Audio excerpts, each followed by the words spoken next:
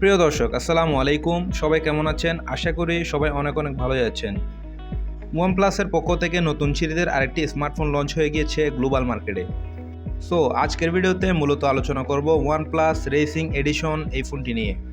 তো বন্ধুরা, সব সময়ের মতো আজকের ভিডিওতে আমি আছি আরজে সাইমন। যারা আমাদের চ্যানেল নতুন হয়েছেন এক্ষুনি সাবস্ক্রাইব করে আমাদের পরিবারের একজন হয়ে থাকুন। যারা অলরেডি সাবস্ক্রাইব করে রেখেছেন তাদেরকে অসংখ্য ধন্যবাদ। সো ভিডিও শেষে জানিয়ে দেওয়া হবে এই স্মার্টফোনটির ভালো দিক এবং খারাপ দিক।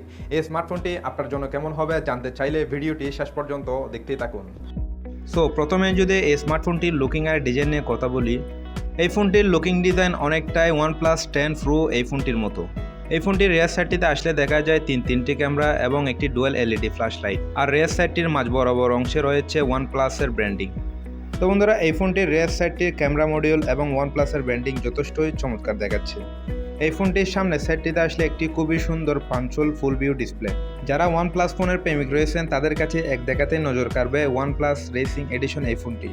পার্সোনালিভাবে এই ফোনটির লুকিং আর ডিজাইন আমার কাছে যথেষ্ট ভালোই লেগেছে। আপনাদের কাছে কেমন লেগেছে অবশ্যই কমেন্ট বক্সে কমেন্ট করে জানাবেন। তো এইবারে যদি এই ফোনটির ডিসপ্লে সেকশন নিয়ে কথা বলি, এখানে দেওয়া হচ্ছে 6.59 ইঞ্চির একটি IPS LCD ডিসপ্লে, যেটি 1 বিলিয়ন কালারের একটি ফুল ভিউ ডিসপ্লে, যেটি কিনা ফুল HD প্লাস রেজুলেশনের এবং 401 ppi ডেন্সিটি, মাল্টিটাস্কিং এবং 120 হার্জের রিফ্রেশ রেট, 600 নিটস ব্রাইটনেস। তো বন্ধুরা, এই ফোনটির ডিসপ্লেটি কেমন হবে? সো এখানে IPS ডিসপ্লে হলো ফুল HD প্লাস রেজুলেশন হওয়াতে শার্পনেসের ঘাটতি একদমই হবে না, আর 401 ppi ডেন্সিটি হওয়াতে এবং 120 হার্জের রিফ্রেশ রেট হওয়াতে টাচ রেসপন্সটাও ভালোভাবে পেয়ে যাবেন। আর আমি অবশ্যই OnePlus-এর এই ফোনটিতে সুপার অ্যামোলেড ডিসপ্লে আশা করছিলাম, তবে এখানে IPS ডিসপ্লে ব্যবহার করা হয়েছে কারণ বাজেটটা একটু কমিয়ে আনার জন্য। তবুও ওভারঅল সব কিছু মিলিয়ে এই ফোনটির ডিসপ্লে নিয়ে আপনারা সন্তুষ্ট থাকবেন। সো এইবারে যদি এই ফোনটির ক্যামেরা সেকশন নিয়ে কথা বলি, এই ফোনটির রেয়ার সাইডটিতে আসলে খুবই সুন্দর তিনটি ক্যামেরা মডিউল। এর মেন ক্যামেরা হিসেবে দেওয়া হয়েছে 64 মেগাপিক্সেলের এবং সেকেন্ডটিতে দেওয়া হয়েছে 8 মেগাপিক্সেল আলট্রা ওয়াইড এবং তার ছোটো ভাই 2 মেগাপিক্সেলের ডেপথ সেন্সর।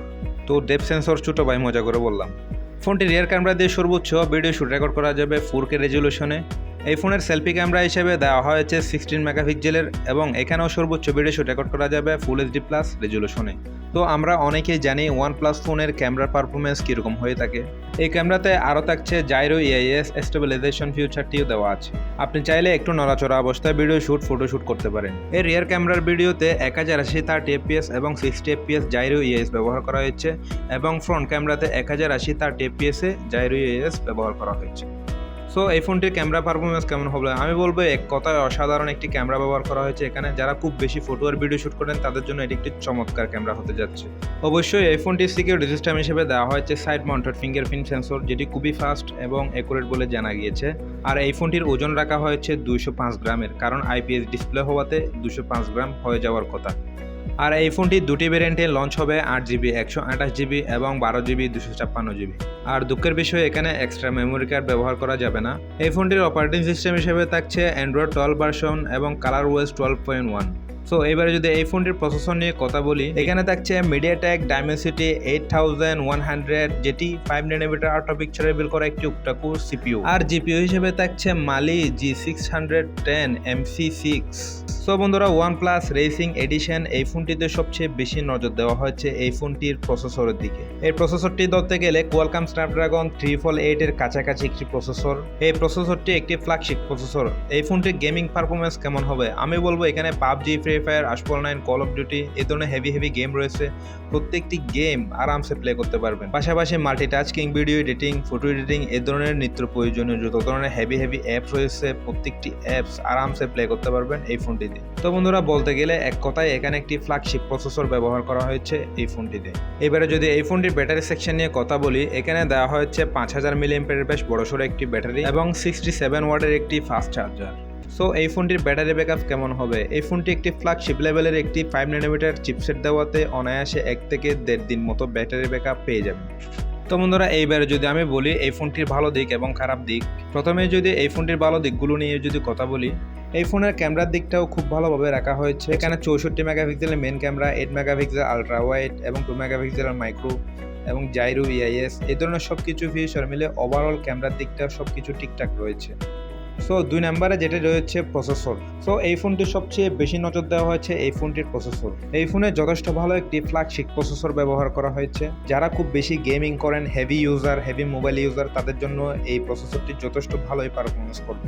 সো এইবারে 3 নম্বরে যে ভালো দিকটা হচ্ছে এখানে 5000 মিলিঅ্যাম্পিয়ারের বেশ বড়সড় একটি ব্যাটারি দেওয়া হয়েছে এবং 67 ওয়াটের একটি ফাস্ট চার্জার দেওয়া। আর এর প্রসেসরটি ফ্ল্যাগশিপ লেভেলের হওয়াতে আপনারা অনায়াসে 1 থেকে 1.5 দিন ব্যাটারি ব্যাকআপও পেয়ে যাবেন, সেটা একটি ভালো দিক। সো সবকিছু মিলিয়ে ভালো দিকগুলো হচ্ছে ভালো একটি ক্যামেরা, ভালো একটি প্রসেসর এবং পাওয়ারফুল একটি ব্যাটারি। এইবারে যদি এই ফোনটির খারাপ দিকটা নিয়ে যদি কথা বলি, এই ফোনটিতে চাইলে এখানে একটি সুপার অ্যামোলেড ডিসপ্লে ব্যবহার করা যেত। আর 2 নম্বরে এখানে দেওয়া হচ্ছে সাইড মাউন্টেড ফিঙ্গারপ্রিন্ট, তবে এখানে একটি আন্ডার ডিসপ্লে ফিঙ্গারপ্রিন্ট দিলে ভালোই হতো। আর 3 নম্বরে এই ফোনটির ওজনটা বেশি রাখা হয়েছে, প্রায় 205 গ্রাম। সো এই ফোনটি আইপিএস ডিসপ্লে হওয়াতে 3টা দিক খারাপ হলো। আইপিএস ডিসপ্লের সমস্যাগুলো আমি বলি। প্রথমত আইপিএস ডিসপ্লেতে ডিসপ্লে ফিঙ্গারপ্রিন্ট বসানো যায় না, আর দ্বিতীয়ত আইপিএস ডিসপ্লের ওয়েটটা একটু বেশি, যার কারণে এই ফোনটি 205 গ্রাম হয়ে গেল। সো বন্ধুরা, এইবারে যদি এই ফোনটির প্রাইস এবং লঞ্চিং ডেট নিয়ে যদি কথা বলি, এই ফোনটি অলরেডি গ্লোবাল মার্কেটে এবং ইন্ডিয়ান মার্কেটে লঞ্চ হয়ে গিয়েছে, খুব শীঘ্রই বাংলাদেশ মার্কেটে লঞ্চ হয়ে যাবে। সো এই ফোনটি ইন্ডিয়ান মার্কেটে 6GB 128GB দাম রাখা হয়েছে 21,990 টাকায়, আর বাংলাদেশ মার্কেটে এর প্রাইস হতে পারে 25 থেকে 26,000 টাকার আশেপাশে থাকতে পারে। সো বন্ধুরা, আপনারা বুঝেছেন ফোনটির ভালো দিক, খারাপ দিক এবং প্রাইস হিসেবে আপনার জন্য কেমন হতে পারে। আই হোপ এই ফোনটি সম্পর্কে আমি আপনাদেরকে বিস্তারিত এক্সপ্লেন করতে পেরেছি। এরপরও যদি কোনো কিছু জানার থাকে অবশ্যই কমেন্ট বক্সে কমেন্ট করে জানাবেন। সো ভিডিওটি যদি সত্যি ভালো লেগে থাকে তাহলে অবশ্যই একটি লাইক করবেন, আর যারা আমাদের চ্যানেল নতুন রয়েছেন এক্ষুনি সাবস্ক্রাইব করে আমাদের পরিবারের একজন হয়ে থাকবেন। আর আপনাদের সাপোর্ট আর ভালোবাসায় আজ এই পর্যন্ত পৌঁছাতে পেরেছি। আপনারা একটি সাবস্ক্রাইব আমাকে করতে পারেন নিত্য নতুন আপকামিং স্মার্টফোনের ভিডিও বানাতে সহায়তা করে। সো দেখা হবে নতুন আরেকটি ভিডিওতে। সবাই ভালো থাকবেন, সুস্থ থাকবেন। আল্লাহ হাফেজ।